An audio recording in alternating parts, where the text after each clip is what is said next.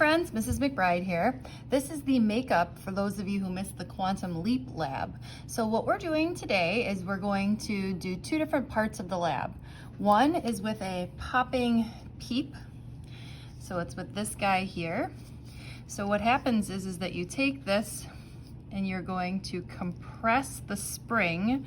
Now I know this part down here isn't really a spring, but when you release this, oh, he just fell off my desk. Whoops. Okay, so the idea is that when you take and compress this, there's a certain amount of energy that you have, and we'll talk about what that is in a second.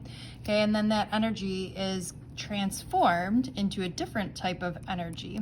Okay, and your goal today is to find the spring constant of this popping peep and also the spring constant of one of these popper toys. Did you ever play with one of these when you were a kid, where you flip this upside down and then you release it? That wasn't a very good one.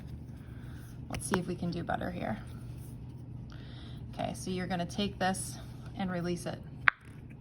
Okay, now pause the video and take a second and let's brainstorm. When you first take and compress this, what type of energy does this have? Okay, and then what type of energy is it transformed to, and then what type of energy is it transformed to? So take a second and pause the video. Hopefully you said that it first starts and has spring potential energy. After we have spring potential energy, once it's released, it starts moving, so it has kinetic energy. When that kinetic energy is moving, it's pushing this up into the air. And when it gets to a maximum height, it's got gravitational potential energy. So the idea here is that if we take the US, or the spring potential energy, and set it equal to UG, we'll be in business.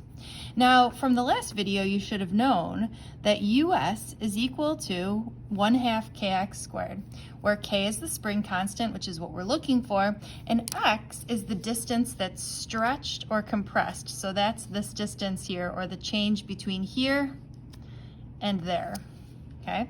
And we're gonna set this equal to UG. Now, hopefully you know that UG is equal to mgh. Okay, so again, this is what we're looking for here. So we really need a value for x, a value for the mass. We all know little g is 10, and we need a value for the height, okay? So lucky for you, I have taken some data for you and I have this information. So the distance that's stretched or compressed is 0.044 meters, or 4.4 centimeters, okay? The mass of this guy is 5.26 grams, and we know to go from grams to kilograms, we're gonna divide by 1,000. So I'm going to say that this is 0.00,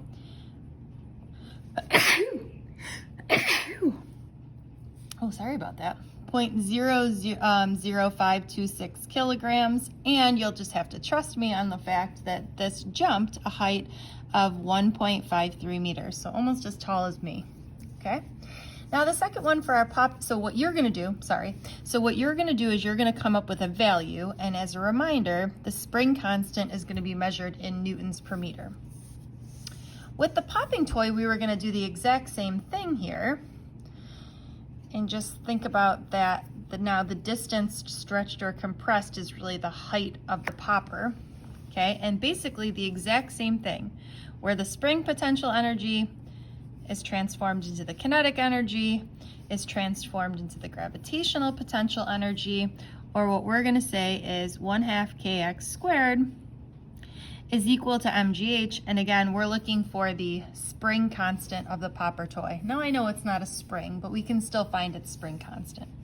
Okay, so again, let me give you some data. So for the popper, the distance stretched or compressed is really the height here, which I measured to be 2 centimeters, or 0.02 meters. And then we have the mass of the popper toy, which is 10.5 grams, or if we take and divide this by 1,000, we get 0.0105 kilograms.